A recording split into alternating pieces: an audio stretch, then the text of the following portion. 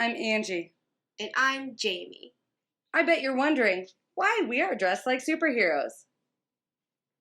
Yeah, I'm wondering. Why? It's because therapists truly are superheroes. His idea was spandex. I'm looking at you, Angee. Okay, yes, and I don't necessarily have the body for it, but that doesn't matter because your self-worth is not wrapped up in what society says. Welcome to the Shrink Show. Get on my back.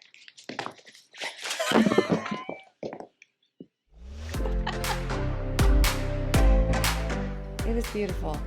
Anyway, See, then it makes sense. The left brains do it chronologically, but then they grow to appreciate like the growth of the podcast, and the right brains, their heart leads them to the one they needed to hear. which is really kind of how I operate. Is I just go to whatever I'm drawn to and trust that that's what I need to hear at that moment. I wouldn't go chronologically. Chronological is the only way. There might be some episodes I would never listen to in a podcast. What? If I'm not drawn to them, I'm not going to listen shocking. to them. Why would I waste my time? Happiness. And actually, I do say but it makes me happy to know that I didn't miss anything because I feel like I'm going to miss something. But I don't feel like I'm going to miss anything. What's meant for me will never be denied to me. Mm-hmm. And here's how I present our podcast whenever I am... Oh, careful. I piddled. Here's how I present it whenever I present. This is how I explain it. I go, so I have a podcast with my best friend Jaime, who basically is the best therapist I've ever known. And if you need a hypnotherapist, she's your gal. We don't really expect you to like the podcast. Give it a listen. If you like it, cool. If you don't, that's all right. We just like to get together, hang out, and drink gin. So you can come along for the ride if you want to. Otherwise, yeah, it's all right. No pressure. You can still like me and not like my podcast. Yeah. It's all right. You can have one. You don't have to do all. Yeah. I don't know. It makes me feel better giving them permission to not like it. I also feel like it gives them permission to like it because then they come into it with zero judgment. Oh, I see. Because how often do we approach things in life with, I'm going to listen to this comedian who's supposed to make me laugh, supposed to make me happy. Mm-hmm. I'm going to search on the interwebs, on TikTok, to find on the social medias joy, to find happiness, to find my self-worth, whatever the fuck it is. And if we can release that pressure and just find whatever we need to hear, sometimes it isn't happiness and it isn't joy and it is the harsh truth. And we have to be okay with accepting that that is what we need to hear. Mm-hmm. It doesn't mean that that's bad. Right. Right? Are you having trouble with your eyeball? I am having trouble with my eyeball. Okay, let me try to drink again. I feel like there is something stuck in my eyeball. How do you search for happiness? No, actually, I have to have a lot of conversations with my students and with my staff because so often they will have spent all night the night prior on TikTok, those people, on Instagram, or watching Real Housewives, whatever the fuck. I just don't. Mm-hmm. I'm sorry, Real Housewives folks. It's not my jam, and that's okay. It's okay that I don't like it. I have enough real world problems. You want to know what I judge in more real than life? Real Housewives Problems. The Kardashians. But to me, that's the same thing. It's that reality.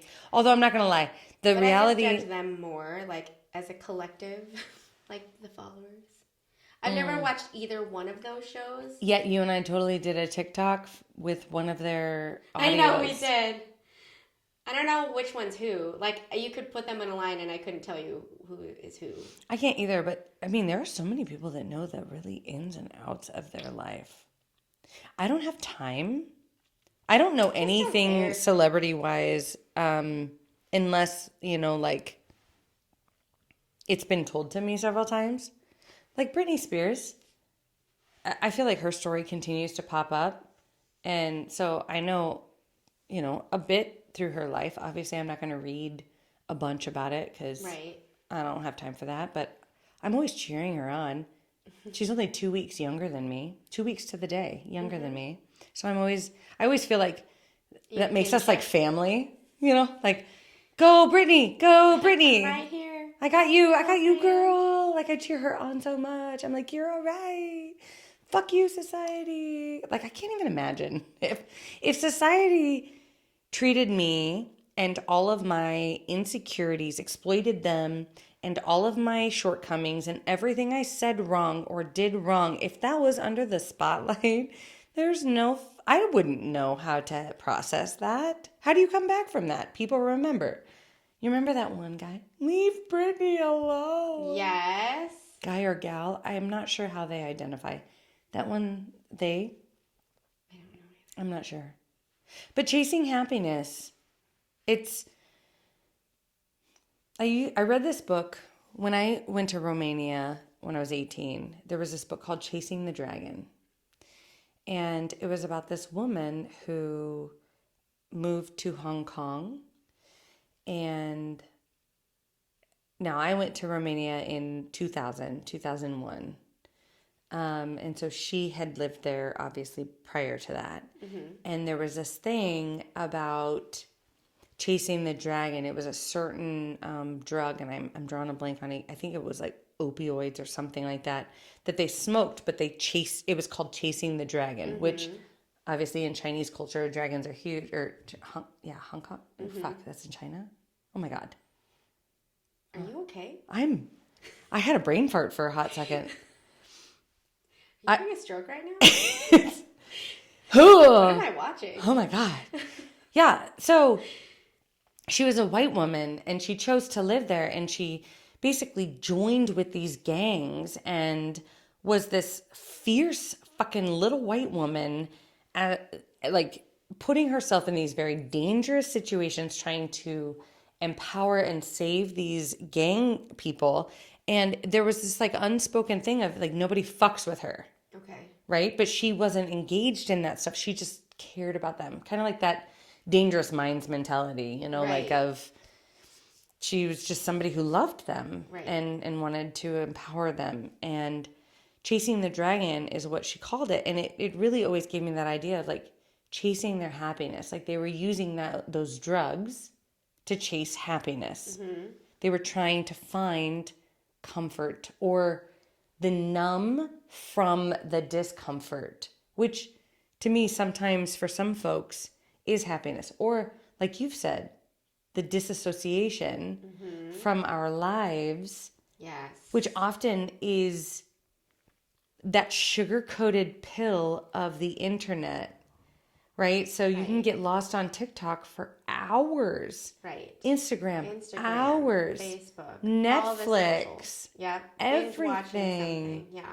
You can compare yourself to all these lives. You can just completely forget your life or shame your life or feel better about your life depending on what it is you're seeking. Right. Whatever it is that makes you feel happier about yourself. Well, but it's not true happiness. Let's pause for a hot minute and define what dissociation is and why it's a light level. It's not straight up dissociating, like it's not straight up dissociative identity disorder, but it's a light level of you're checking out of reality, right? Which sometimes is necessary. Right, because dissociating is something your brain naturally does. It's like daydreaming. It's like when you're just zoning out. It's binge watching a TV show and not realizing how much time has gone by. It's scrolling through social media and realizing and 2 hours have gone by, and just getting sucked into it and not realizing what is happening around you. That's a light level of dissociating, right? But when people are dissociating, you're not living in the present moment. You're not experiencing real emotions, right? You're not experiencing what is truly happening. Your brain, yes, like it's laughing or like crying or, you're having an emotional reaction to this video or this image, but that stimulus, that's not real. That's not what's actually happening around you. And think about how constantly those messages are changing, especially on social media. It's happening so quickly You know, Especially TikTok. Yes, you cannot fully feel whatever emotion that you're experiencing. You're just getting like almost like a slight buzz or a slight high from like the amusement that you're going through. And then when you're scroll because you're looking for something, looking for your fix, you're looking for your high, you're kind of in like that tweaking phase where you're just like, I need something. Oh my gosh, there we go. I'm watching this video. So that light level of dissociating, you're not in the real world. You are inside that screen that you're looking at. And it's no different than alcoholism, Right. than gambling addiction, than Any addiction. I mean, it's any addiction, or even like an exercise addiction. Like there's this fix, this need of feeling okay with your life, however that looks. Now, I do want to differentiate, because as you were talking, I don't know if it was justification for myself or just a realization that there are some levels of dissociation that are healthy. But I think what the differentiation is acknowledgement of that disassociation. So Right. I can give you an example. Yesterday, I had an incredibly intense day. I was exhausted, and I just, so much was thrown on me, and it had been a really rough weekend, and I was just not, I was just so spent. And I came home and my brain was shut down. Like my brain just shuts down when it can't handle anymore. And I've learned that it's a protective factor. And so I know that I just need to disassociate, and I just need to not engage in something that requires me to think really hard or whatever. But I'm recognizing that I am disassociating. Right. And I think that's the key. Right. Is I'm not disassociating because I'm avoiding something. Right. I'm disassociating as a sense of I overwork myself naturally, so I need to just calm my tits. I bet, like you said, like your kids were probably good. Nothing of danger was happening. I wasn't disassociating and ignoring my surroundings. Right. And that's where it's that not only was a light level, but it's, are you functioning? Are you functioning and you're checked out? You know, because there are people where they're dissociating and they literally are losing chunks of time and they are not remembering or responsive to the stimulus around them. That's a really good point. That's the functioning level that because I always ask. I'm like, are you... Because is it this level? Is it, oh no, I was just scrolling through TikTok? Or is it, yeah, I really don't know what happened for the last 3 hours? Yeah, I just kind of zoned out and wasn't thinking about too much and just kind of let life happen. But I think that's a good point, because one of the most dangerous levels of dissociation I find, and one that I always try to encourage people that I'm familiar with, whether through work or, you know, personal or whatever, when you go to work all day and then you come home and you have children, no matter what age they are, and you're posting on Facebook non-stop over and over and over, or retweeting or re-TikToking or creating TikToks, like how are you being present with your children? Like, to me, this is their life. Mm-hmm. If I'm so overwhelmed from my day that I can't give them attention, right? You can't engage with the humans around you. Then that's a problem. Mm-hmm. Now, my level of disassociation yesterday, I may not be able to really like think through problems or really help them with their, you know, homework. If they really need help, I might have to, you know, pawn that off on another person. But I can still sit there and just stare out the window or at the movie and snuggle with them or color with them. Mm-hmm. Like, there are certain activities I can do that are disassociative. Mm-hmm. Yeah. They don't require me to think, that also don't separate me. Allow you to be safe with them. And allow me to be present with them. Right. And that chasing of happiness, that I always equate it to that, like chasing the dragon. It's that drug addiction. You're chasing the impossible. Right. because you can't be secure in your life if you're always chasing something that doesn't exist. Right. Well, and think about how when we started talking about this idea of like chasing happiness, right? Like in general, I think I think there's been a slight shift, but in general, at least most of my lifetime, the goal was always like just be happy. Be happy with what you have. You know, that was always There are children starving in Africa, yes, Jaime. there's always like the objective in life is just be happy. If you could just be happy, then that will solve all of your problems, you Nope. know?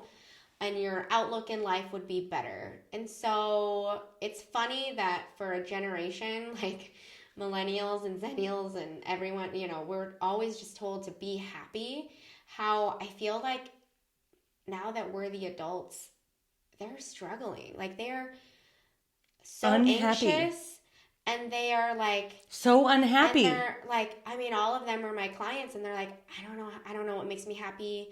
I don't even know what I enjoy. I don't even know who I am. And I just find that so interesting to pay attention to, like when I see my clients come in and I look at the year in which they're born and there's just like a reoccurring theme of like, I almost feel like they're more unhappy than any other generation before. yeah. And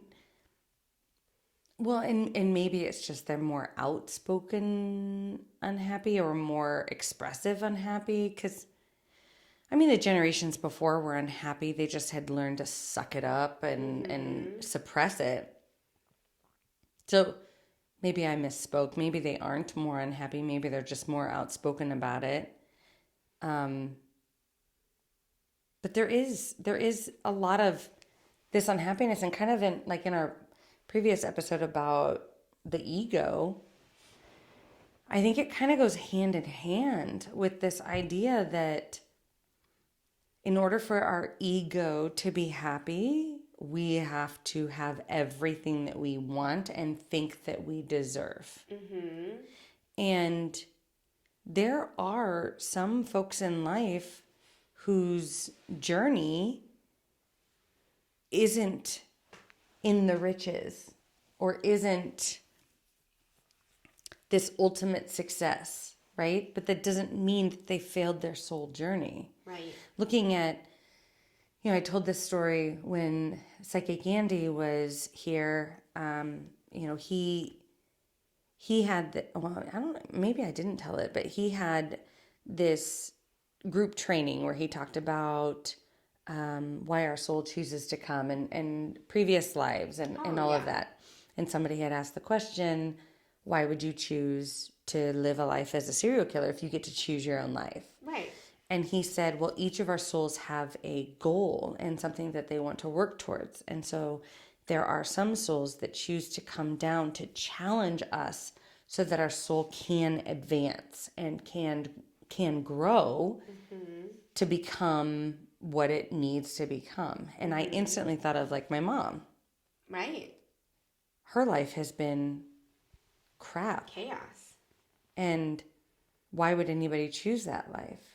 Right. And it was at that moment I realized, she chose that life for me. Right. In what ways did she end up changing your life because of her existence in your life? Exactly. Like she chose to live a life of marginalization, of being mistreated and misunderstood and institutionalized and cast aside. Why would anybody choose that life? But she chose it so that my soul could learn and grow and do what I needed to do. And it became this beautiful gift that she gave me. I no longer saw her as the enemy. I saw her as the gift. And that was huge. But when we seek our own happiness and seek our own contentment, I think a lot of times we all think we should be NBA players making millions upon millions of dollars. Because we think that's happiness. Right. Bajillions of dollars. Exactly. I mean, it wouldn't hurt. Right. Some days. Well, I don't know. Look at Donald Trump, though. I mean, if you really look at Donald Trump, he is one of the most insecure and unhappy people I have ever seen. And in fact, he makes my heart hurt by looking at him absolutely. so much. I just see a hurt inner child throwing a temper tantrum up there on the podium time he talks. He's so sad. And he just wanted a hug. And in fact, his sadness by his dad not giving him the attention that he wanted and just throwing money at him, he discovered he's only worth this money. And he's only worth the power and control that he can exert over people. So he's unlovable, right? That's his inner message. Yeah. So he can't convince anyone to love him, but he can convince them to fear him, which is the entire approach that he has with you're fired, you're fired, you're fired, right? That whole show. I watched The Apprentice and I loved The Apprentice. Yeah. And at that time, obviously you didn't see it, but you realize now he realized the only way that he was accepted was by making people feel fearful. Right. And he continued that. He was better than them. Fearful, better than, in control. Right. Now look at the amount of affection and love that he gave any of his children. He didn't. He gave them money. He gave them status. He gave them what he knew he was worth. He gave them the same type of love that he received. Exactly. Right. And yet, here he is constantly fighting. I mean, he's the president, and if you look at his lifetime, he was always trying to achieve more and more and more and more. Because I think he thinks or thought that the more you achieve, the happier you feel. So here, he became the president of the United States. Does he look fucking happy? Right. He is miserable. He is so unhappy. Yeah. He and I don't even know if he acknowledges that unhappiness, but he's so unhappy, and you can tell because the only reason you tear people down is to make yourself feel better. And that's all he does is tear people down. Right. He always finds a group that he can marginalize and tear them down. And it's the Democrats. It's, it's whatever. Right. And if I point out all of your flaws, it's the classic. Like, these are my students that I work with. Right. And that's the thing is my behavioral students, they act out to distract you from what's really going on. Right. I push you away and yell at you and call you a bitch to keep you at arm's length so that you don't actually make me feel vulnerable and make me have to express what I'm really feeling. I point out the flaws of everybody else and I bully. It's classic bullying techniques. I bully everyone around me so that you don't look at me. Well, and that goes to like what you're describing too is the textbook people with narcissistic traits, people who are bullies, people who put people down, people who are mean to others for them to feel better comes from a place of extremely low self-esteem, extremely low self-worth. And so I don't want you to know how badly I feel about myself. So I'm going to make sure I appear better than you so you never even begin to think that I actually secretly have low self-confidence. And that's what it really comes off as that he's doing. He just needs to feel good about himself and is creating enough of a distraction so nobody is actually asking him, hey, how are you doing? Like, how are you really feeling about, like... Just life. About just, like, your day. About, like, so far, just how things are going. I mean, a good example... How often do people probably ask him that? He keeps people away who would ask him that. Yes. It's that pushing... Yes, it's exactly what it is. And I used to do that same fucking bullshit. If I pushed you away enough because I believed that I was unworthy of love, and before you could prove to me that I was unworthy of love, I had to maintain control and push you away. Or prove to myself that I was unworthy of love by showing you my ugliest traits that weren't even actually my traits, but just ugly behavior. Right, but it was a distraction. So people were more focused on, God, you're such a bitch. Yep. You're a terrible person. Yep. Rather than someone saying, hey, like, you are really coming off strong. What is happening? You okay? And you've probably been like, the fuck? No. Get the fuck away from I'm me. not fucking okay. Get the fuck away, you stupid bitch. Who the fuck asks that? Right. But look at how many politicians who are anti-gay, anti-trans, anti-anything, and they're caught having gay sex. No, I mean, Right. honestly, like that's a fantastic example, in my opinion, of trying to deflect from who you what really they are, want people to what you see. can't accept within yourself. Right. I mean, again, a priest, right, who is like, you shouldn't have sex before marriage, you sinner. You need to say 7 Hail Marys and yada yada. And they're having sex with little boys behind closed doors. You know what I mean? It's the same mindset of that chasing happy and seeking happiness outside of yourself, or trying to portray something that you aren't, Right. rather than being present and sitting in your true feelings and accepting all of who you are. Well, I think the other part of chasing happiness, the other component as to why I think it's difficult for people in general, not just our millennial listeners or zennial listeners, is I think chasing happiness or simply being happy goes back to my lovely spectrum of emotions of we cannot be happy if we cannot safely give ourselves permission to feel sad or to feel angry or to feel scared. Like all of the rainbow of emotions that exist. Because so think about what we were describing earlier, like our ego, aka as children, because our ego is this back part of our brain that isn't fully developed until our mid-20s. So that's all emotion. So think about toddlers, think about teenagers, think about kids in general. They're all emotion, right? It's like, what were you thinking? Well, I wasn't. I just was hungry. I wasn't. I was mad. They took my toy, so I hit them. You know, those are kids. Just emotion, pure and simple. So think about if we're dealing with emotion and you're a child, and when you present angry and you hit or you yell or you fall on the ground and you kick and scream, you get in trouble. You get yelled at. You get told that's bad, you're naughty, you're in timeout, you're going to get a spanking, you get yelled at, you get ignored, some sort of punishment. So then if that repeatedly happens enough, and if no one is teaching you what to do with that emotion, you just think, okay, well, I'm doing this wrong. Like no one's paying attention to me because I'm in timeout, or I got hit because I just yelled, or I talked back.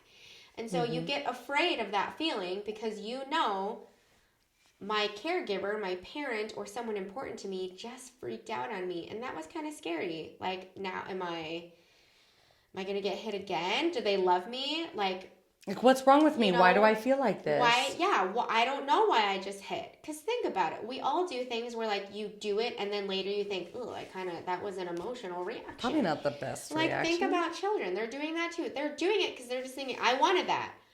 Whoops. And sometimes we even see it in our kids' faces. They're like, oh, like they know they just did something wrong, but it just kind of happened, But then our reaction really does shape a lot, because if they have that face of, oh shit, I made a mistake, and we still react with that big, like, what were you thinking? Yeah. Why you weren't did you thinking do that? Which yes, in some circumstances maybe that's warranted, maybe it isn't. I don't know. However, I think it is also important to recognize that we're, like you always say, we're all trying our best. Right. And maybe their intention wasn't to do that. And the consequence is just them being like, oh, fuck. Right. That was a bad thing. Right. And sometimes, it's right. Like, my 3-year-old does this a lot. He gets mad and he pinches or he hit. Like, he gets fucking aggressive as shit. And obviously, 5-year-old gets very upset when she's on the receiving end of it. So she slaps the shit out of him, right? And so it's confusing because, well, what's funny is there's like almost 2 stories within one. But so I'm always like, okay, you were really angry. Like, Mira, let's move you over here so you can be safe. And I always check and make sure the injured person is safe first. And like, that really hurt, because she always just wants love and attention. I'm like, oh, that really hurt. That was so mean. Like, what do you think he wanted? And then I'll be like, can you try again? Like, what is it that you want? Like, you were mad. Can you ask for it? Can you wait till it's your turn? And it's hard because my 5-year-old's like, well, grandma says to hit back. And I'm like, And I go, some people do say they can hit back. And because literally fucking grandma did say that, dumb bitch. That was my mom. But I just was like, that's true. Some people do say to hit back. But you know what, Mira? When you're at school, you can't do that. Like, if you go to school and do that, you will get in trouble. And I say, I understand you're mad, and I understand you want to do that. And mind you, this is usually after the fact. It's not like in the middle of like the tantrums and the crying and like the rage of whatever ensued.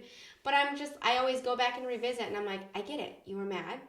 You wanted like revenge. You were basically mad and wanted him to feel as bad as you felt, right?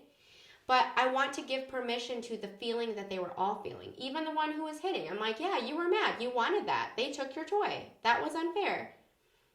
Right? Let's figure out other ways we can renegotiate the situation, and how can we just sit with this anger? Because if they do not feel safe enough to feel that feeling, then why the hell would they feel safe enough to feel happy? Right? Because think about like... But happiness is socially acceptable, right? It's the socially acceptable we're all striving for it. Is it? Think about like the extreme happiness, like excitement. You can't just jump up and down and like scream and get excited. I mean, sometimes even my kids are like, they'll get super excited about something and they scream so high pitched, it makes my deaf ear vibrate. And I'm like, damn, that's excited. And it's like, there are times in which not appropriate. People don't like screaming. You shouldn't be like that. And so I think we get all these mixed messages about all of our feelings as a whole. We basically need to subdue everything. This is too happy. This is too angry. This is too much. You are too aggressive, you know. Or I think we used in our other podcast episode the example of like a baby. Like, oh, your baby's so happy. And it's like, okay, well, what about the crying baby? And the mommy is like rocking the baby. And yeah, the baby's still crying. But what if we were like, wow, that baby is just expressing his needs and you are responding so calmly? You know, and that makes me realize, so I just watched this video on having awkward conversations. And I loved this video. And I want to send you the link so you can put it in these show notes. Yeah. But I loved it so much because it was this woman, she was doing an experiment. She struggles with anxiety and depression. And she was like, I'm going to sit down with a bunch of strangers and I'm just going to be really raw and honest. Right. And so she'd be like, how are you doing? And they'd be like, I'm fine. How are you? And she'd be like, honestly, I'm not doing well. And in looking and seeing how they respond, so many folks don't know how to respond. Yeah. And I think that is because we're always chasing this happiness. So we're not sitting. How many people want to be like, just be happy. Just be happy, just be happy, just be happy. Right. And how often it's almost like happiness is that goal. Right? It's the top of the mountain. And you always say the cyclical, and I actually used it with a student yesterday. Yeah, you did. Because did I he would, and he's a very intelligent young man, but he was talking about how he was just kind of feeling lower, and he's like, but I shouldn't feel lower. Like I'm the happy one. I'm the one that makes everybody happy and yada yada. And I just explained to him that you can still be that happy person while also acknowledging the whole circle of emotions that you feel. Yes. I can feel sad that my dog died and still be a happy person. Right. If I have to go put my dog down, me skipping and jumping into that place like, oh yeah, I'm going to put my dog down. It's a great day. I'm a happy person. Doesn't make sense for the situation. Does that mean that I am a depressed and unhappy person? Not necessarily.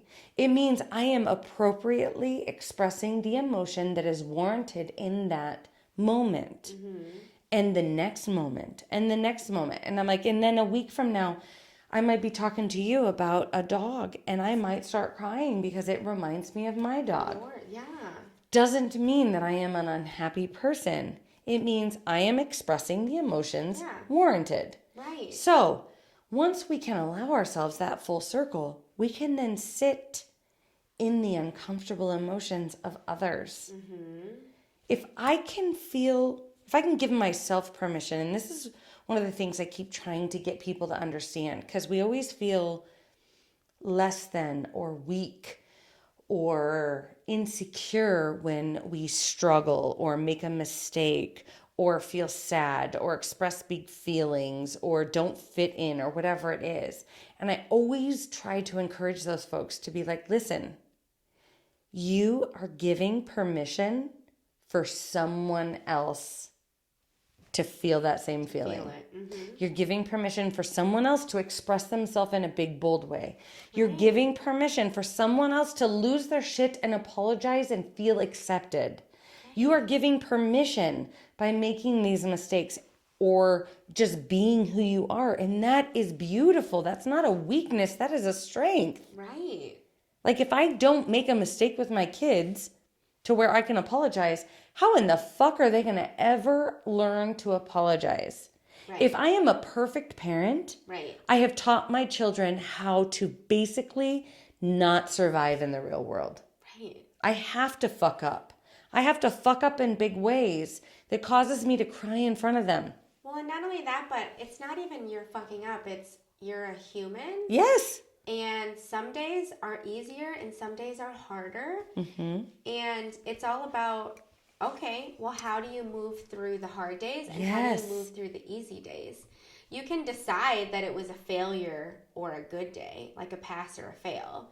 But it doesn't have to be. You could have messed up all day long and been like, you know what? But I apologized. I, explained to them what I did wrong. I tried again and I fixed it.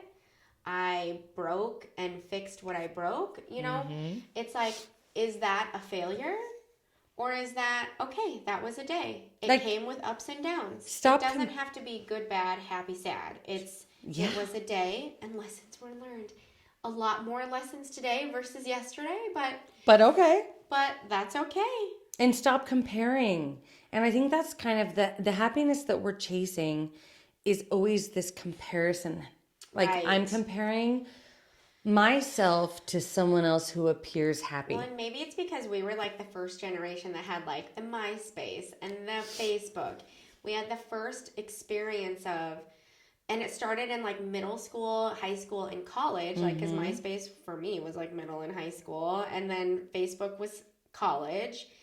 And it was the first time that people were like MySpace posting your top 8 and choosing the top people that were up there and like whether or not you made the cut. And then it got moved around and that was drama. And then Facebook of like people posting pictures, and then eventually events became a thing. And so it just turned into this thing where it was literally broadcast whenever you logged onto the computer what was happening around you. And then it was, oh, look at what they're doing. And like, they look like they're having so much fun together, or they got invited to that thing and I didn't. Or their life is perfect. Or like, look at how happy they are on their vacation that they can afford. Have you ever seen, what is it, The Mitchells? What is it, Meet the Mitchells or... God, I'm drawing a blank on exactly what that cartoon is called. It's really fucking funny. You should watch it. But I think it's something with the Mitchells or something like that. And the mom in there basically compares herself to this Instagram family that seems so fucking perfect all the time. And they're always like, ah. Right. And she's like, oh my God, why are they so fucking perfect? And she's like this beast of a woman, like rips these robot heads off and it's like, ah! And like these scary, like she saved the fucking world to protect her son. Yeah. And it wasn't until she finally like realized what a powerfully strong woman she was that she didn't have to compare herself to this perfect family. Her family was perfectly imperfect. Right. And that's what was beautiful about all of it. Right. But when we're always chasing this unattainable perfection that is outside of us, we're never going to feel happy. Right. I think it's a mixture of we're chasing something that's unattainable, unrealistic, or isn't real. It's just plain fake, because that's what the internet is. Right. Because it's never the full picture. No. Ever the full picture. I post things on Facebook. Of course, I'm not going to, like, you and I have talked about this. I'm not going to post a video of me screaming at my children or like face, shoulder. What did you call it? Oh my God. What arm is that? The Stiff arm? Stiff arm. What arm is this? Words are tough. Hard. They are tough when you're tired. Stiff arm. I'm not going to show a video of me stiff arming my daughter, being like, please give me boundaries. I need boundaries. I love you so much. I need space. Stop coming into the I will literally walk in the house and I have to pee so bad, and I'll go into the bathroom and she's just fucking comes in there and just sits. Homegirl, I have been surrounded by people talking to me, and I love you so much, and I want to give you attention. Get the fuck out. I know. I'm not going to say that to her. Right. But you don't post that on Facebook. No. Right? You always post, like, the cute memories and, like, the... Like, oh, look at how cute poses. they are. Right. And it's not because I'm trying to make anybody else feel bad. It's because I'm excited, and I want to post my excitement. Right. But what happens so often is we think that that is real life. Right. We think, oh, gosh, you must be just the best laid-back mom. Oh, my God, I'm the best mom. So I mean, I am the best mom on the fucking planet. Right. But it's that comparison, and it's the overall insecurity and unsure feelings in general.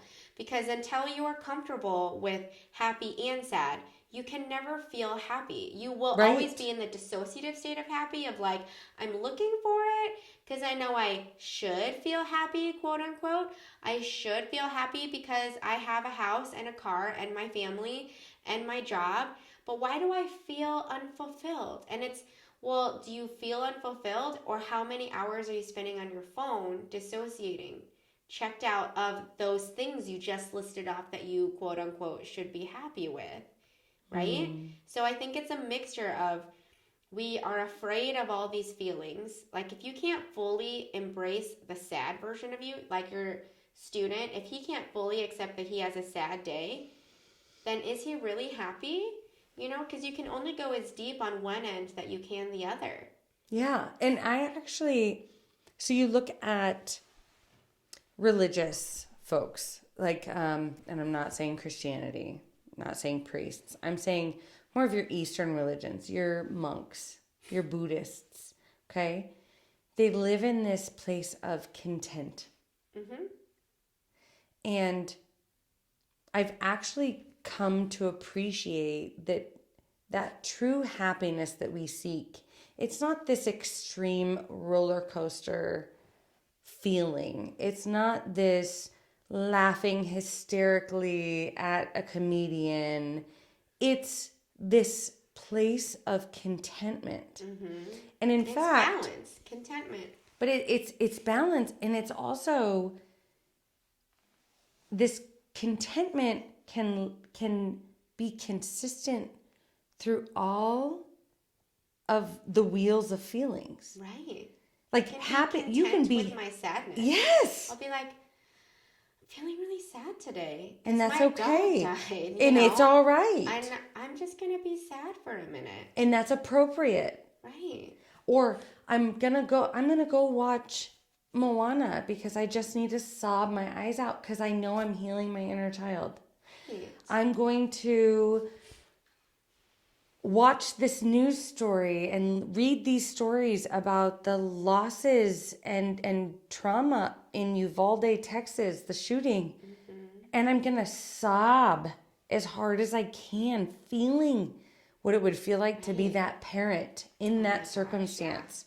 Right? So I'm not happy per se in those moments, but I am content because I'm feeling the deep feelings I need to feel in order to continue being human. Right. And in order to have gratitude for what I have. Right. Like my brother-in-law Jordan's story with Macy. Yes. I love hearing that story, and every time I think, oh my gosh, it makes me appreciate my children and find their, annoying behaviors less annoying. Mm-hmm. Right? It gives you perspective. It does. Right. And it helps me find contentment with the annoyances Right. that I experience. It's not an unhappiness. Right. It's this contentment. I'm allowed to feel annoyed right now, and I still love my kids. Yes. I try to explain that to my kids so many times because because I do yell at them when they spill things, but I obviously am working on that and trying not to, but they'll spill and they'll be like, I'm so sorry. Are you mad? They always do that. And on average, my batting average is typically this. Obviously, I have 60% of the time you do it 100% of the time? Yeah. Because my batting average is obviously not perfect, because that's why they're like, oh my God, are you mad? Oh my God, Mom's mad. And like you can see in their face, they're like, it's fine. Don't look, Mom. And like they're panicked. And I'm always like, they're like, go get a towel. I know. And I'm like, clean it up. I'm like twitching, like, it's fine, Mommy. And so I'll be like, and what I try to narrate to them is I'm like, yes, I am mad that spilled. It's also okay. And I go, and sometimes we spill. And I love you even when I'm mad. Like I always try to explain to them, I will always love you if I'm mad. And I'll say this a lot. I always say it when I'm happy. And I'll say like, I love you when I'm mad. I love you when I'm sad. I love you when I'm happy. And I just love you so much. And just to remind them like, I might be mad.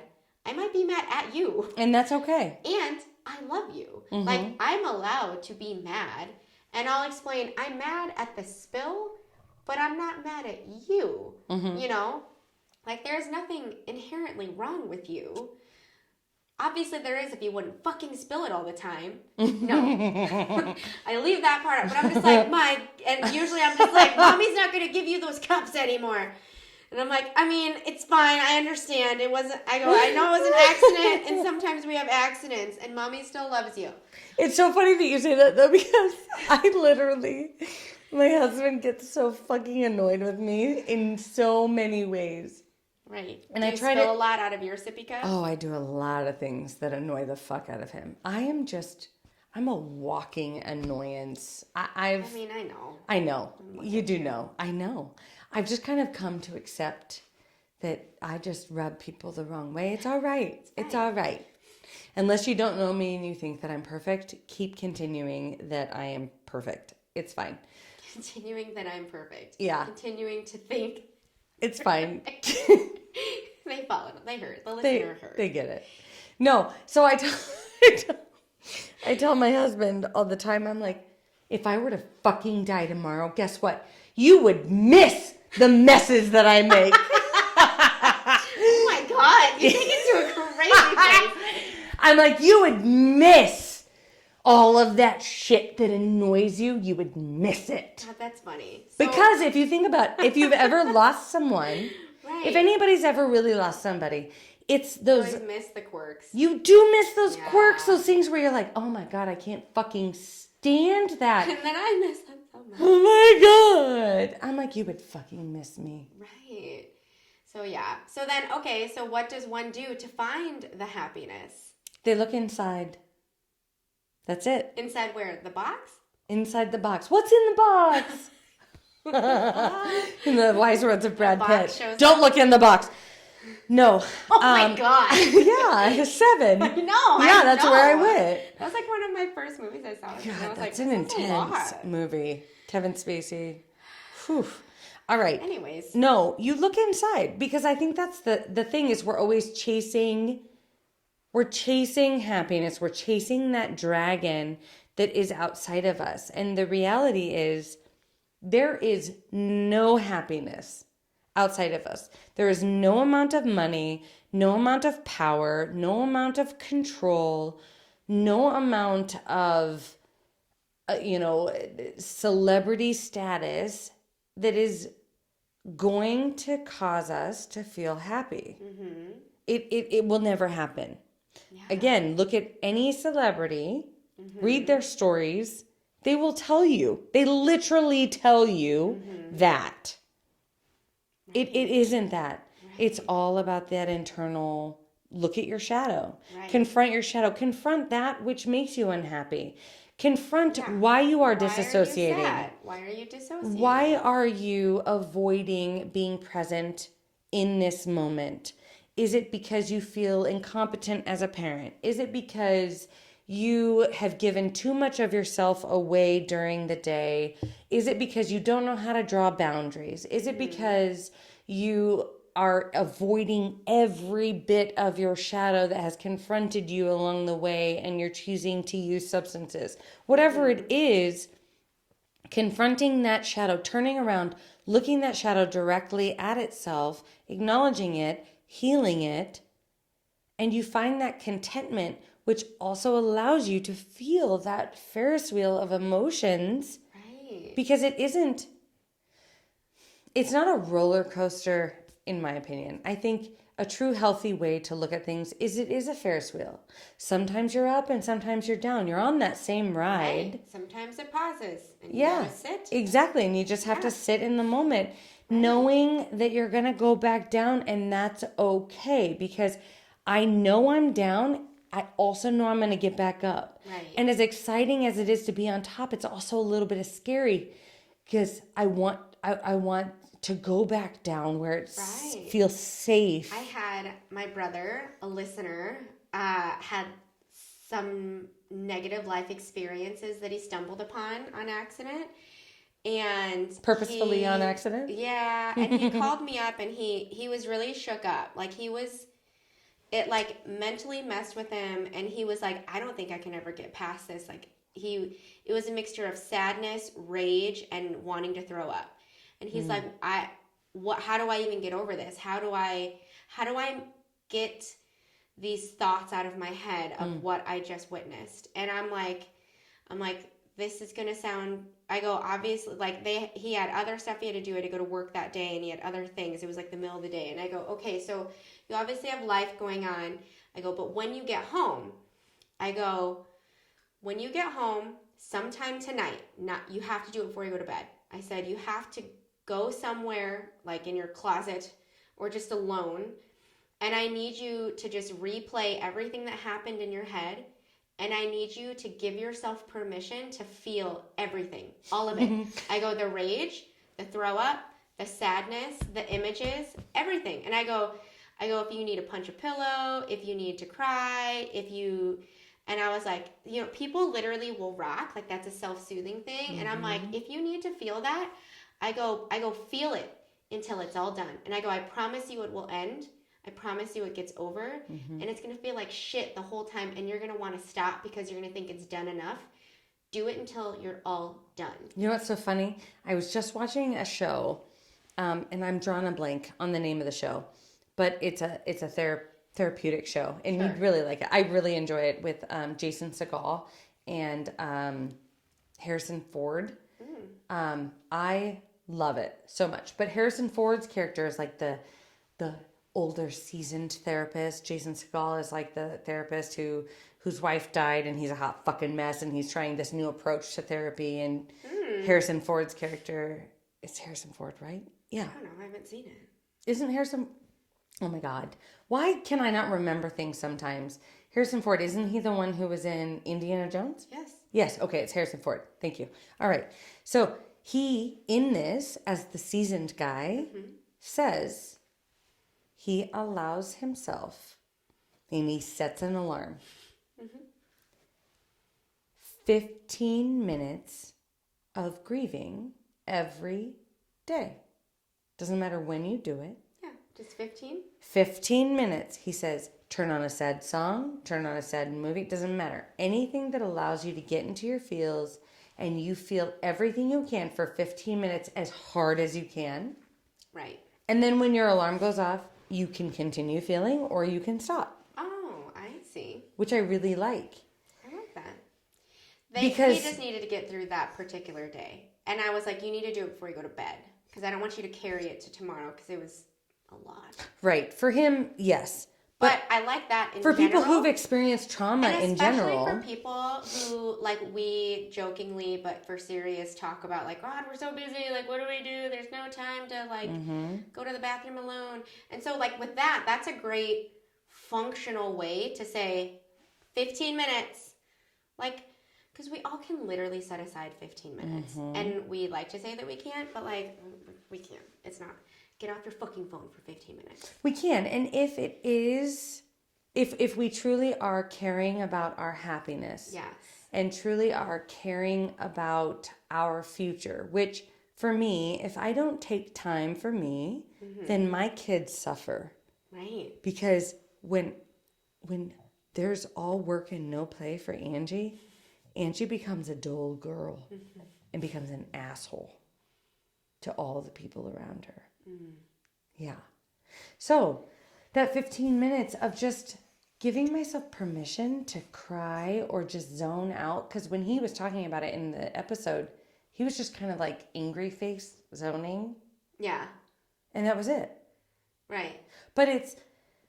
But he's probably done it regularly enough to, like, he doesn't have to pick up somewhere deeply in despair each 15 minutes. But I think the other thing about that is we're not distracting ourselves. I know. He's giving himself, honestly, he's not just grieving with the emotion he stated. He is just feeling feelings for 15 minutes. That's it. Holy shit. Yeah. Honestly, and that was the other thing I was going to tell the Brilliant. listener is similar to that is, so we're talking about chasing happiness, how to find happiness. Don't dissociate from happiness, and don't be afraid of all the other emotions because you need those to feel happy. All of them. I'm always like, try at least once a day, because I do try to do this.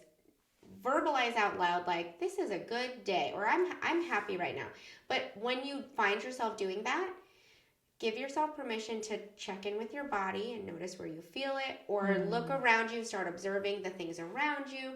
Really take in and try to make it a memory. Like, try to retain as much about that. It takes like 30 seconds to just look around and be like yesterday we were playing outside, and so I'm like, we were outside and the kids were playing with the stock rocket The sun was thing. shining. It was warm. The sun was shining. Like this is where I look up and the trees looked like this. I look down and like this toy was out. I look over here and like the sticks were all falling from the trees there.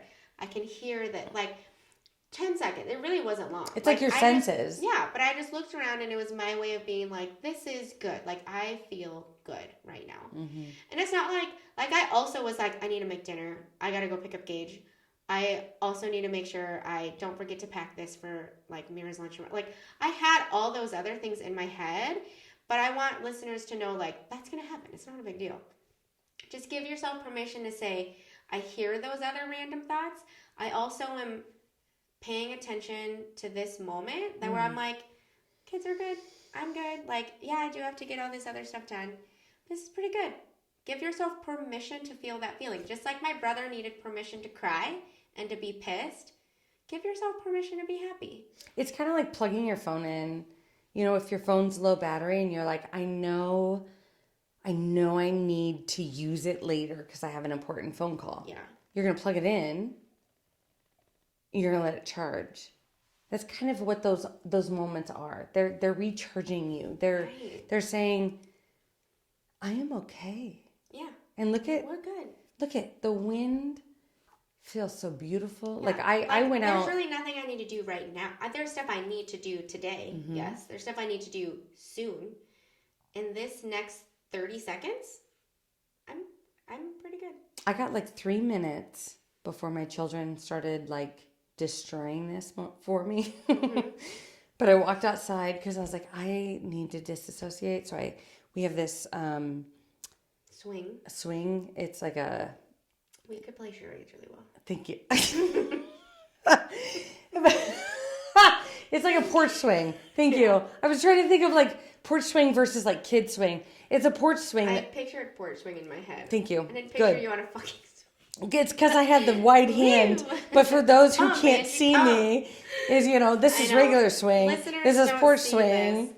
I was porch swinging because my grandma... A family member was like, you guys, we can't see you, because they were listening to earlier episodes too, and they're like, you guys say things and I can't see you. And I go, yeah, I know. I've tried to get really better. I just told her we were drunk that episode, and I had no idea what episode she was talking about. It doesn't matter. We were drunk. Whatever episode you're unhappy with, we were drunk.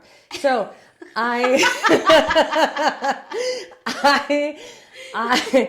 this porch swing, my husband threw a big ass fucking fit about. He didn't want, my grandma wanted it. My grandma insisted upon it. Oh, sure. And I was like, no, right, I see the benefit of it. And he's like, fuck this porch swing. It's stupid.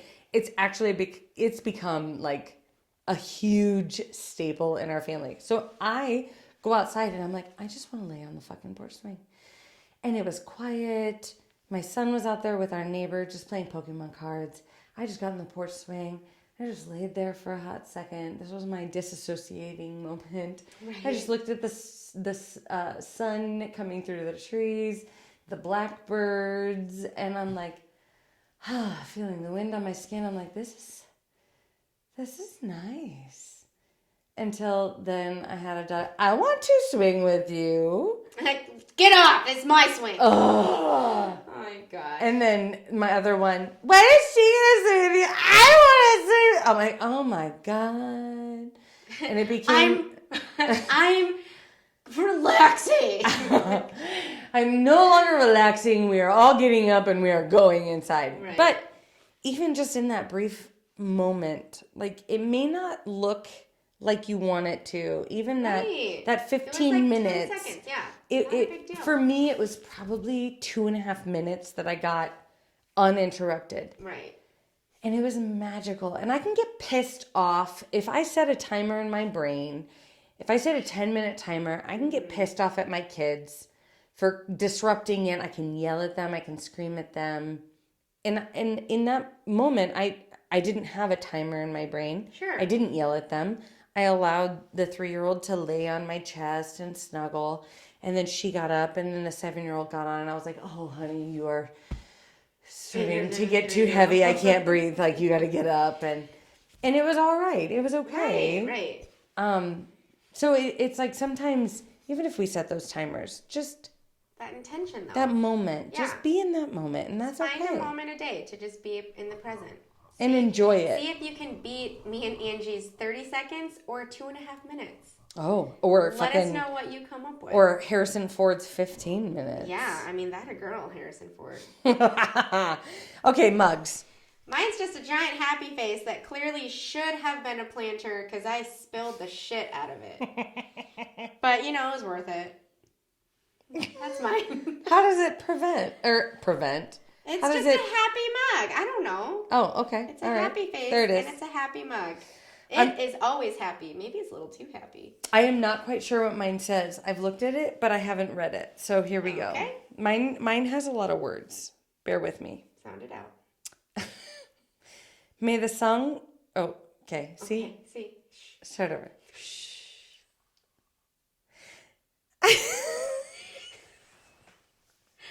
Why is it so hard? Why is reading hard? Sound it out. All right.